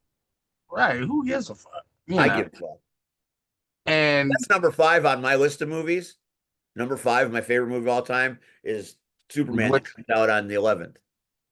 How? It ain't came out yet. Hey, I'm rolling the dice, brother. Hey, maybe we can go together. Love it. And the last, I don't care what anybody else says. Bring it. So much emotion. Bring it. Avengers Endgame.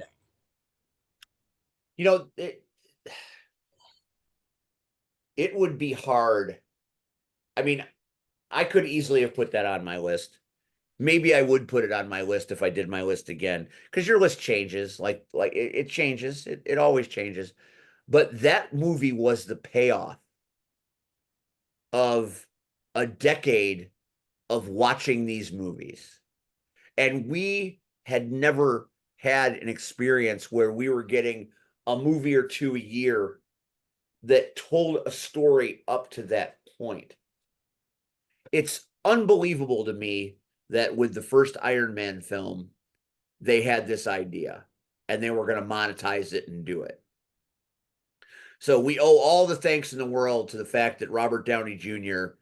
gave a performance of a lifetime to make Tony Stark and Iron Man believable. And the rest just followed suit. Well, I mean, if you know the history, they were just shooting blanks. Like they like shot DC, Iron like DC is right now.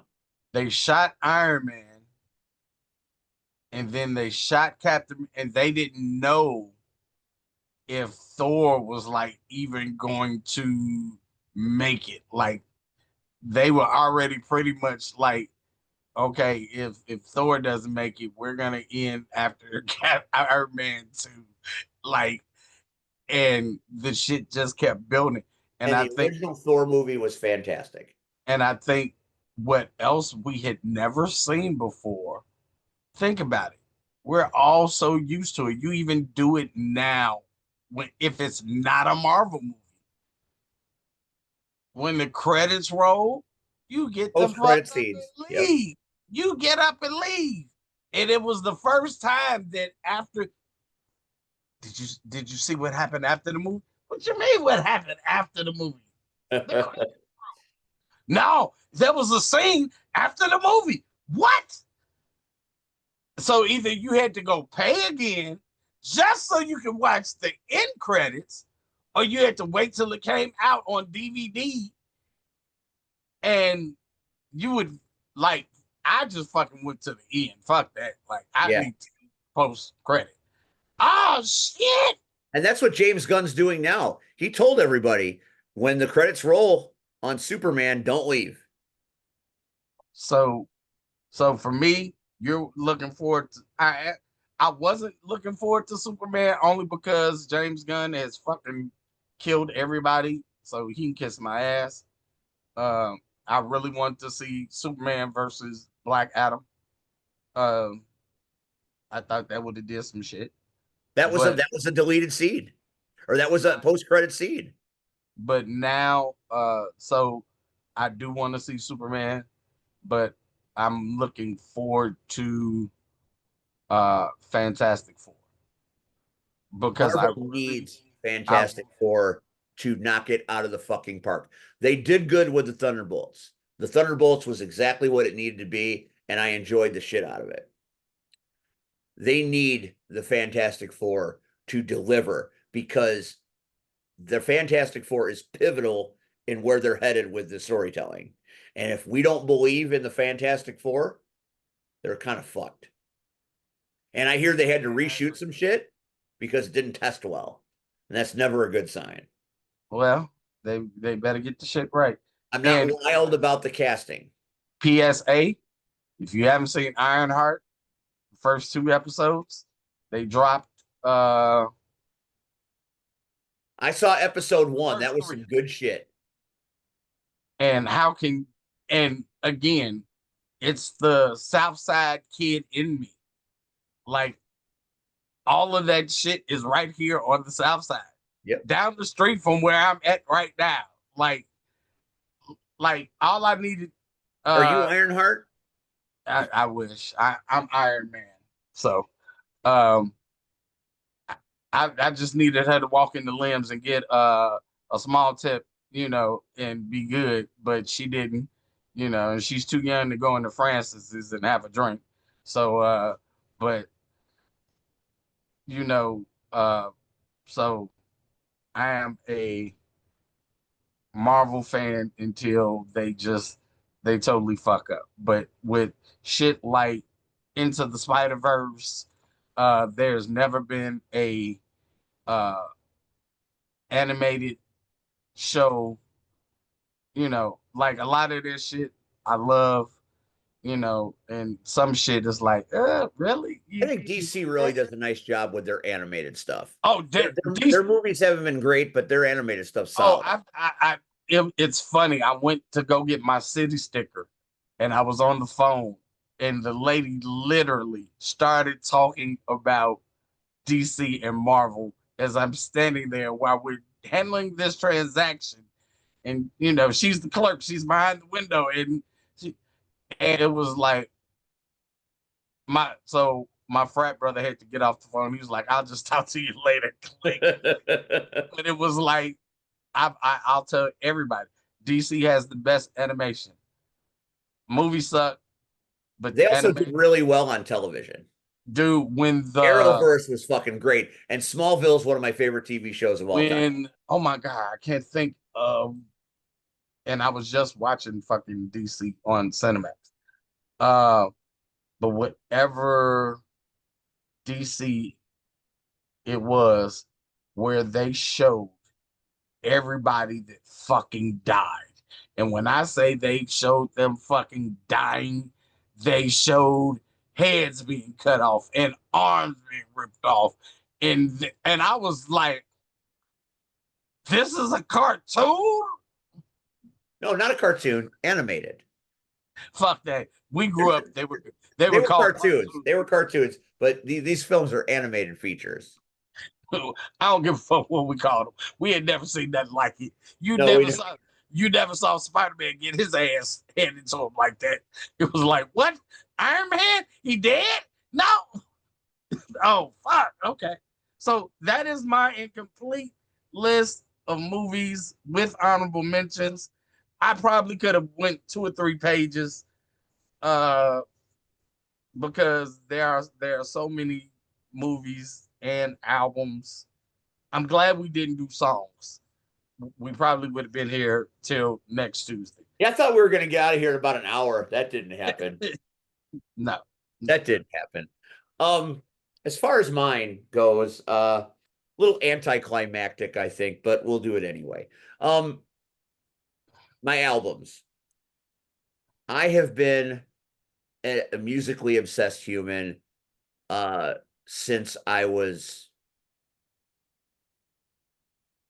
8, back in 78.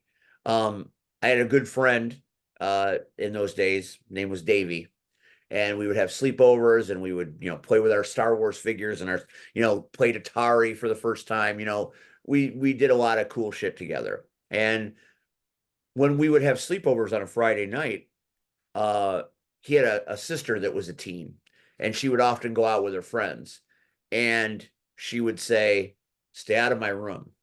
Well, you don't tell 2 kids to stay out of the fucking room and think they're going to stay out of the fucking room. Don't touch my records. Well, we touched the shit out of those records. So albums like Paradise Theater by Styx, High Infidelity by REO Speedwagon, 52nd Street by Billy Joel. These were the records. Tattoo You by the Rolling Stones. These were the albums she had. And we would play these things and we would listen to them. We didn't know what the fuck we were listening to, but we liked it. So when I was at the broadcasting school, I was a DJ on one of the radio stations, and I made an episode of my music show called Davy's Sisters Record Collection, where I would go through, the hits of the day and why I listened to these songs, and this is my humble beginnings. So it wasn't until I was 10 that I started buying music myself. Like when your mom would take you to the store, when before that I was like, "Mom, can I get the new Star Wars figure? Mom, can I get this, that?" So by the time 10 going into 11, I'm like, "Mom, I want to get this record." "You don't want a record. What do you want a record for?" My parents had records and they played them. uh they didn't typically play stuff that I liked, but they had a few things, and we'll talk about that in a sec. So, when I started buying records, that's when music changed, because now I'm making choices. These choices are for me. So, I started acquiring my record collection, and I didn't buy many records because then the cassette came out and I was all into the cassettes.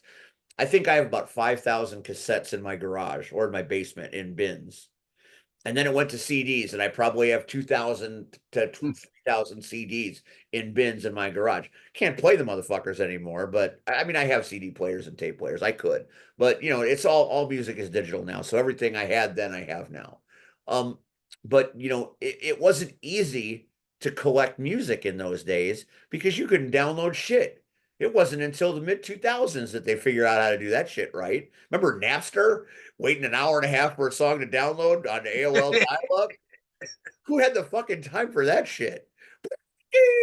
Everybody, if you Yeah, wanted it, but everybody, yeah. So and then you had the bootleg yeah, well, the cycle. bootlegs, that was part of the joy of the 80s and 90s, going to the store and finding those bootleg live discs and shit. Yeah, that we lived that life. At Record Swap, we sold the most illegal shit. It was crazy. Guy, what?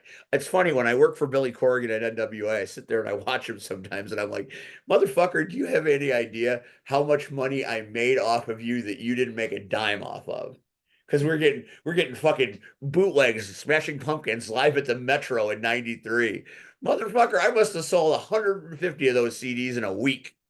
You didn't get shit.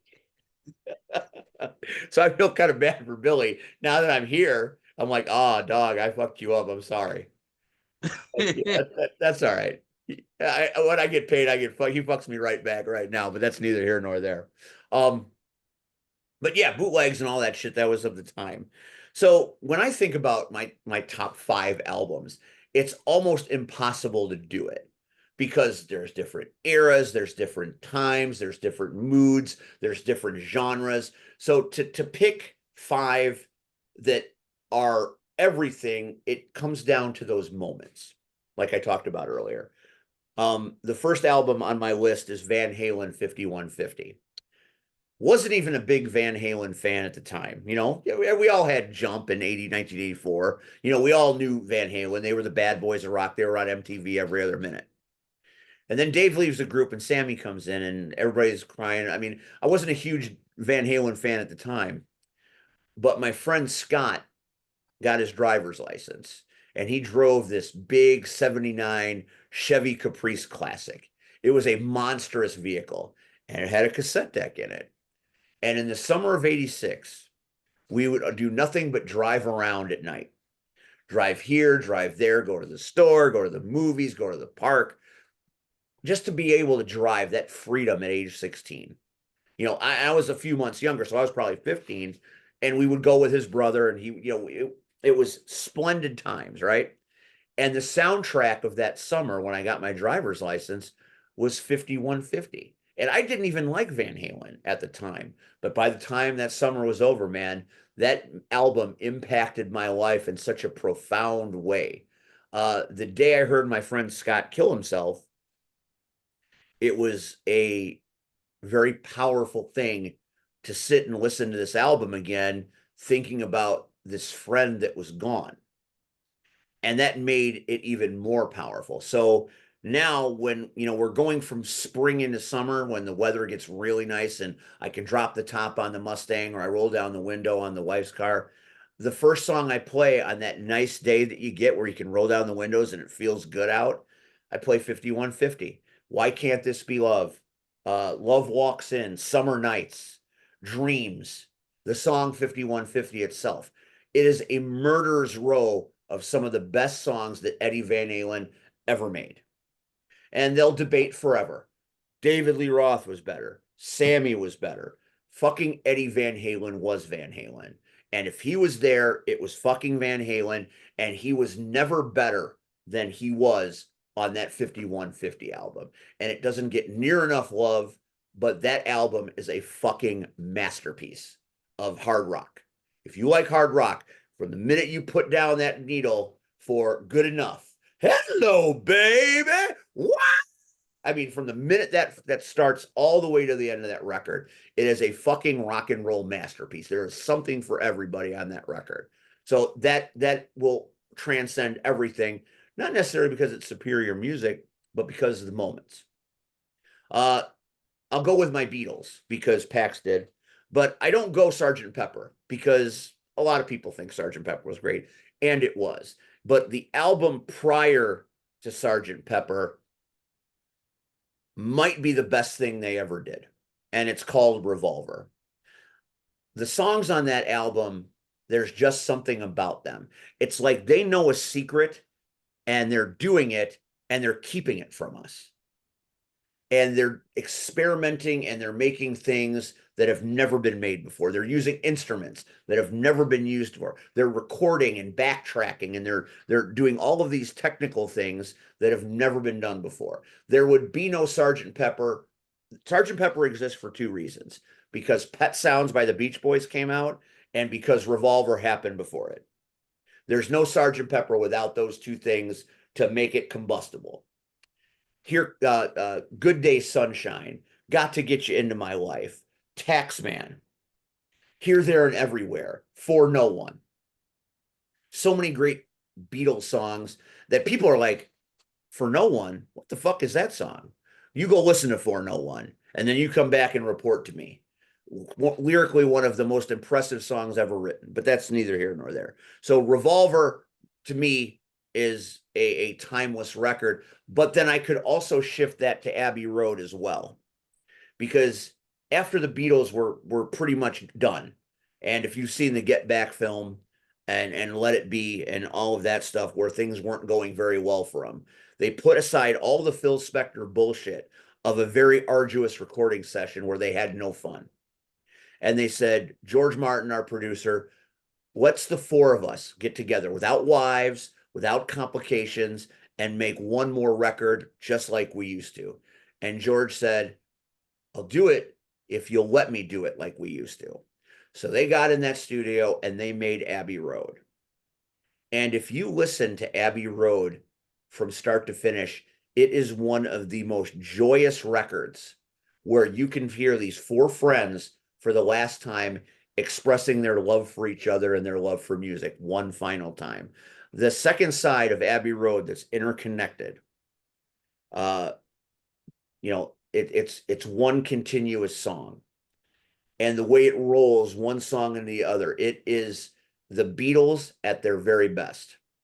And then George Harrison gives you Here Comes the Sun and Something as two of the greatest Beatles songs of all time, not by John and Paul.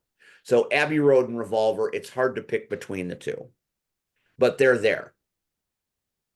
Okay. There is an album that was released in 1988, self-titled, called Brian Wilson. Now, you've heard a lot about Brian Wilson of late because he's the Beach Boy that just died. Right. And he's a man that is responsible for altering the trajectory of rock and roll music right around the time the Beatles did Sgt. Pepper. Paul McCartney of the Beatles says the greatest song he wrote, the greatest song he's ever heard, is called God Only Knows. God Only Knows is one of the great songs ever written. And if we had a song contest, that would be that might be number one for me.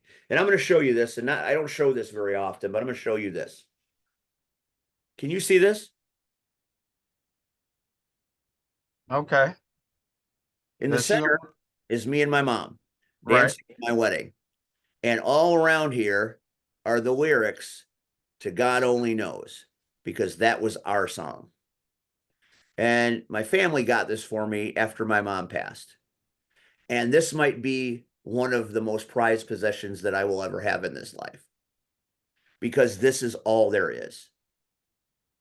This is what music means to me. So when you hear me speak about music, I am speaking about something that is very sacred to me for very many reasons. And Brian Wilson, the man that wrote that song, had an album in 1988. Have you heard of the movie called Love and Mercy?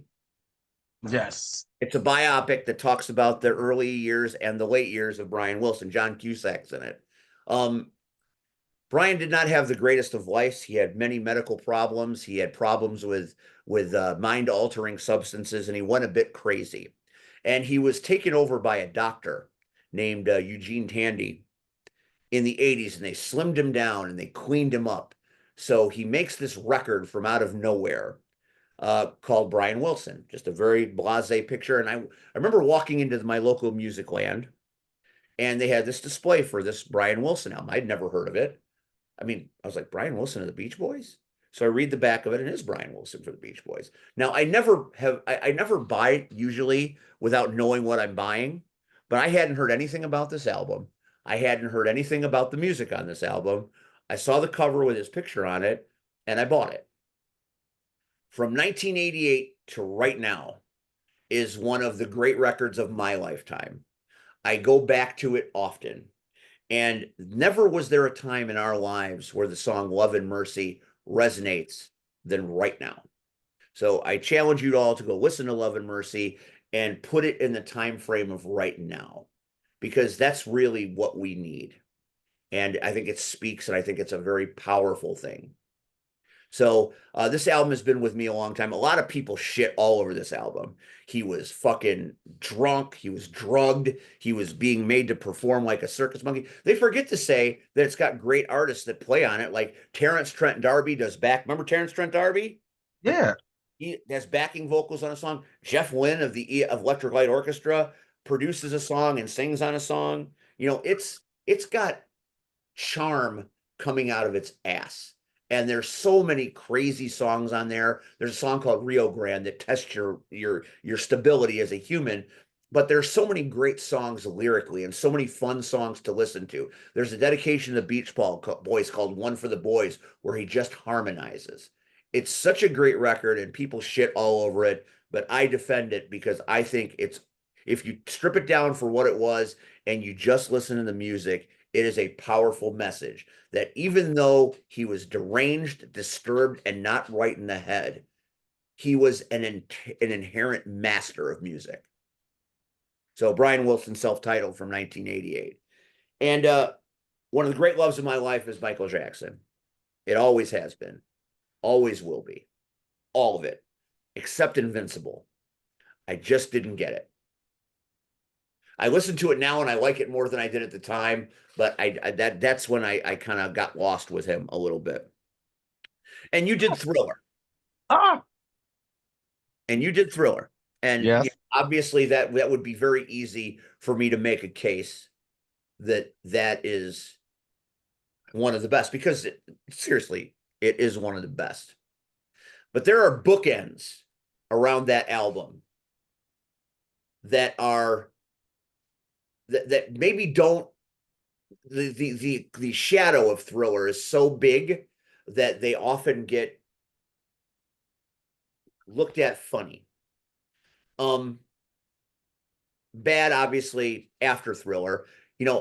How is an album that sold that many million copies considered a flop, right? I think it had 6 number 1 hits on it.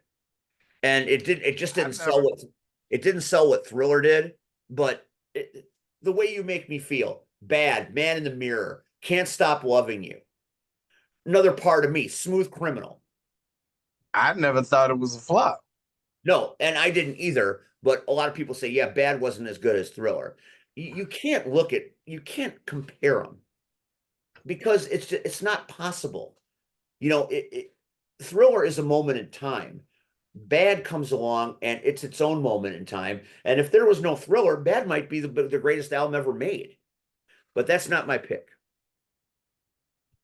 1979, brother. Off the Wall? Off the fucking Wall. That might be the greatest R&B album that has ever been made by humans. That album was so fucking slick. You put that on when you want to take your girl and do things. That is the album. I don't know about that. Don't stop till you get enough. Rock With You. She's Out of My Life. Oh, She's Out of My Life. Get on the Floor. Girlfriend. That album is, he was brushing with disco, but not in an insulting, pandering way. And because people didn't appreciate that album at the time, it pissed him off that he lost some awards, that he didn't win some awards for Off the Wall, that he said, I am never going to sit in the audience and lose again. So then he makes Thriller as a fuck you to everybody that didn't think Off the Wall was good. Well, I love Thriller. I love Bad. I love Black. I love Dangerous. History, the side that's new music. I love that shit too. But I love it. There's just something about Off the Wall that and I didn't hear Off the Wall until after I heard Thriller. So I went to the store and I'm looking around and Off the Wall, Michael Jackson, what the fuck is this? And then I played that shit and I'm like, and then what led me to that was the video, The Making Michael Jackson Thriller. Okay. That I didn't realize Michael Jackson was Michael Jackson until I saw that. When John Landis says Michael Jackson's on the phone, you mean little Michael Jackson? And then they play all the Jackson 5 shit. And I was like, wow. I was young, had no experience. I was playing with toys. And then I got thrust into the music and everything came at me at once. And see, I'm the opposite. I'm not going to say I'm the opposite, but I have a cousin who is a huge Jackson fan, period. I don't give a damn what was going on. She stayed in her room. And we joke about this now when we're all together. And I talk about it like a dog. Because she has every Jackson album they ever made. And before Thriller, she played the shit Off the Wall. And it was like, okay, can you please and stop? I could have picked Triumph. There. because they're so closely resembling each other, and you know what Triumph has on it. You know what the Yeah. big song on Triumph was? What? Can you feel it? Uh, we can Do feel it. it. Do it. We can feel it. Do it. We can feel it. Here we go. We can feel it. Um, so those are my albums at this moment in time. There are so many others, so many others. Bill, And I mean, I the think that's last what one I makes it forgot all. I forgot one more. I forgot the last one because I kind of two for one the Beatles there because I had points to make. The first album I ever bought, still have it, still love it, still makes me happier than just about anything. Billy Joel, Glass Houses. Okay. You may be right. Still rock and roll to me. Sleeping with the television on. Don't ask me why. All for Lena. Close to the borderline. That album. It was an album Billy Joel made to play in rock and roll stadiums. He wanted to get away from the piano ballads and play something that would be electric in a big stadium. And that album blew my. That was from Davy's sister's record collection. She had 52nd Street, and then she bought Glass Houses when it came out. And we snuck in a room and we're like, what's this? This is a new one. And it starts off with glass breaking. And then it just plays. And the next day I'm like, Mom, can we go to the store? I want to get an album. You want to get an album? What the fuck you want to get an album for? So that's that I heard it last night and I have to have it. And that's when I bought Glass Houses. 10 one. years old. Okay. 10-year-old Steve. And on the back of Glass Houses, you could subscribe and be a part of Billy Joel's Root Beer Rag fan club. So I got a t-shirt and I got a button and I got a letter from Billy, which was written by Billy's people. It said, thanks for buying the record and joining. But for years, I'm like, Billy Joel wrote me a fucking letter, man. He didn't write me shit. But his people were smart enough to make it look like he wrote me shit. So I Yeah. felt pretty good as a youngster. All right, we're our 2 hours already. We're gonna speed this up a little bit. Movies. You said Clerks. I love it. So many Kevin Smiths could be in my list, but when it comes to Kevin Smith, there can be only one. Dogma. Okay. Dogma. So Me and my boy Steve just went and saw because he just got the rights to Dogma back from Weinstein's company because right. Weinstein held it hostage for years, wouldn't let him have it. It was the one movie he couldn't get back. He finally got that back, and he took that movie on tour. And I know. it came to Chicago. We didn't see the tour, but they had a screening at a local theater, and we went and saw it. Man, I never saw it on the big screen back in the day, but it was so good. That movie is so fucking great. It is so fucking comical and funny with so many great performances. George Carlin, Alan Rickman, Chris Rock, Ben Affleck and Matt Damon as the evil angels trying to get back in heaven. Alanis Morissette as God. It is splendid storytelling and filmmaking. And he almost got killed by religious protests back in I the day. know. So Dogma for me is always up there as Well, Star it's Wars. one, it's one of my greatest. I do Star Wars / Empire because I can't distinguish the two. To me, it's one story in two parts. I don't even Jedi was fine, but it's not Empire and Star Wars. They're just it's two films. It's like Infinity War and Endgame. Two films that are one thought that are in two that were presented in two pieces. We won the first one, we got our ass kicked the second one. And then I thought Jedi kind of got too Ewoky for me. You give me something else. Give me something other than Ewoks. Yeah, they were cute. Yeah, I don't need to buy toys. I need to see the shit. But that's neither here nor there. I So got it. those are two. Here's one you won't see coming because you shouldn't see it coming. The Martian. Huh? Matt Damon. If you have never seen this film, it might be the greatest acting performance by one actor in a film ever. I am convinced. And the more Matt Damon movies, and I still, this is going to be a little embarrassing, but I'm going to do it. I'm going to see it someday. I just haven't seen it yet. And it's been decades. I still haven't seen Good Will Hunting. But Matt Damon might be one of the great actors of our time because any film he's in, he is fantastic. You see the Air Jordan film? Oh, of course, I love it. He was he was the best part of that film. Not that Mrs. Jordan wasn't fantastic, she was. I'm not, don't get me wrong, but Matt Damon made that movie great. And his little speech at the end is one of the most inspiring things I've ever seen.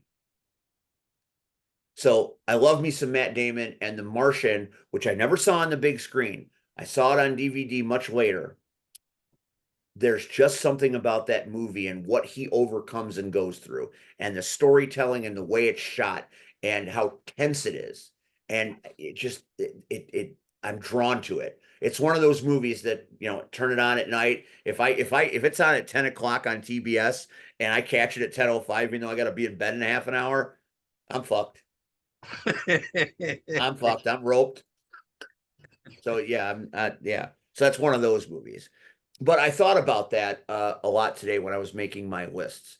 There could be so many movies. I mean, I would put, Spaceballs or Johnny Dangerously up there because no movies make me laugh more than those two. The Johnny airplane films, Dangerous. the Naked Gun films. If I'm in the mood for a comedy, these are guaranteed laughs. I am gonna see Liam Neeson in the new Naked Gun film. I am anxious to see him play Frank Drebin's son. I'm all in. So Okay. my movie, I'll give honor and an honorable mention. Here's one more, two more. One of my favorite musical of all time. You have your West Side Story, The Wiz. Every time The Wiz is on, I stop and watch it. It was on the other day, and I saw her turn on the sprinklers and fuck up Eveline. I think I like The Wiz more than I like The Wizard of Oz. And I don't even think it's close anymore. There was a time where either or, I love them both. Quincy Jones is a fucking assassin on that soundtrack. I could put that in my albums too. Quincy Jones is a fucking, and what about that? What about the cast? Diana Ross, Nipsey Russell, Richard Pryor, Lena Horne, Yeah. Michael Jackson, all there. The energy of that film, the sequences, the epic nature of it is so good. It tugs at my heart. Okay. And I love Mike, and Mike was as good as he's ever been as a scarecrow. So, a little bit. And then there's a movie you've probably never heard of, but I'm gonna put it out there. Streets of Fire. I've A heard of rock Streets of and roll Fire. fable. I've heard of Streets of Fire. Michael Pere and Diane Lane in that film with Rick Moranis. If you haven't seen it, it's corny, it's silly, but boy, it's so fucking good. That soundtrack is straight fire. Straight fire. So there you go. I think I'm done. I think I might be done. Maybe is there more? I mean, I could talk all night, but I want to. Tired. I want to go eat and go to sleep. Uh, But I think that's the beauty part of uh tonight. Tonight was about what these things meant to us. And I think that's the thing that maybe people don't get when it Eddie and the comes. Cruisers. Got to put that in there. Sorry. I love Eddie and the Cruisers. Oh, that was Who my loves shit. Eddie and the Cruisers? Did Ben did fucking he McCoy. die? Ben Did fucking he die? McCoy loves Eddie and the Cruisers. Did he die? Um, Maybe. but I think people don't get that about you and I, that we have so much in common. But I think what bonds us is that it's the memories for us that, you know, um, and I can't say that this generation or even the previous generation will feel the way we feel when it comes to uh movies and music. Uh Again, Born at a different time, my friend. if I ask you what song comes to your head riding your bike down the street with your friends, like I guarantee you, You you better can. you bet by the Who. Okay, and this is gonna sound crazy for me. Uh, the day, what is the damn uh Brian? Fuck, I can't think of his last name. The Boys of the Summer. Don Um, Henley. yeah, Don Henley. And I know A that's deadhead crazy, sticker on a Cadillac. but for us, these were the things that helped shape us as who we are now. Because you And had to acquire them. You could not just go on YouTube and get it. It was not accessible. You had to not go out and even find it. not even YouTube, dude. Again, and I mean, we're gonna wrap this up because I Yep. I know what you were saying. Uh, but we actually went to places. You talked about going into your best friend's sister's room, finding Billy Joel's album, and then you had to go out the next day and buy it. For me, it was, and thank God, well, it's not even here anymore. My parents buying me a record player, and it's had a 8-track tape player in it. Uh, the record player and then the 8-track. I'm like, people listen to cassettes, not 8 tracks, but Didn't okay, even get into whatever. my meatloaf obsession. Well, yeah, we're gonna So have to. We're gonna do part two next week. Fuck it. I'm canceling the guest. We're gonna come back and finish this shit. we have to. But for me, my very first album was Earth, Wind, and Fire's Let's Groove. And for me, I didn't know shit about music. Not as far as it was the crazy part. This is how I knew I was going to be a horny teen. Because if anybody remembers the album cover, there's a sexy Egyptian sphinx on the cover. God, And that is why I bought the album because you should be she buying Ohio Players albums then. she had boobs.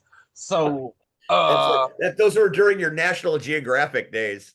so right, but it was like when I actually listened to it, I was like, oh, I Yeah. like this.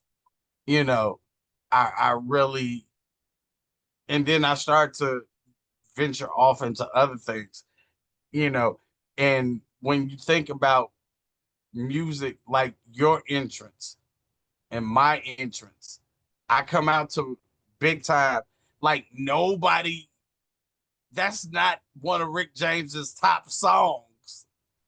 But for me, that was the song that I always aspired to because I felt when I made the big time, whatever to me was the big time, that was the song that I wanted played. Yeah. That makes That sense. I've made it. So everything about me and you that we share is about moments and memories and things that we understand about each other, you know. And I think we're coming to a point in life where I don't think people appreciate it as much as they should Right. because, you know, um, when I had a bout of depression 2 weeks ago, it was music that got me through it. And it was, I kicked my ass at the end because I said, why just didn't I do this when I started feeling depressed? It was like in hindsight, and it was like, well, shit, now I'm feeling better because I get to think back to easier times, Yep. happier times. When we both were boys and we didn't have bills and responsibilities and families. All we had to do, Steve, All right, was now I'm fucking depressed. Jesus Christ, let's wrap this package for fuck's clean sake. All right. clean our room and do our homework. Yeah, I forgot about how to do that. I don't clean shit, but that's a story for another time. Um, we can't thank anybody because it was just the two of us. So thank you. This went much better than I ever dreamed, and I knew it would go well because we have that passion. NWA happened Friday night. It was great. Carson Drake is one of the most unsung supermen in wrestling. He should go and be a giant somewhere. Hope to get him on this show at some point. The Soul Touches represented. They did very well. Tiffany Nieves, one of the great women wrestlers that doesn't get the due she deserves. Same thing with Shelly Benson. So we had a great time at NWA. They did very well. Even in the absence of Mr. Corrigan, it was a hell of a show. So that's what happened. And then I saw Mr. Young's promo, a snake holding a snake. We'll talk about that more as we get closer to the event, but Mr. Young is a dick. I will let him know that You can tell him I said that shit. Next week on the Power Hour, when we're back into wrestling mode, we will talk about that promo. We will talk about that bullshit, and we will talk about a great many other things. Thanks for watching the Power Hour tonight for C Red. And one more thing before we go. Jamie Sammons, this is for you. I need you to get a picture of Paul McCartney and Stevie Wonder sitting on the piano, and I need you to put our faces in there, and then I need you to do the same thing to the Shawshank Redemption. And I need that shit fast. Fast, I said. All right, we're done. Good night. Thanks for watching. We'll catch you next week. Peace, and we are out. Listen to music and love each other. Good night.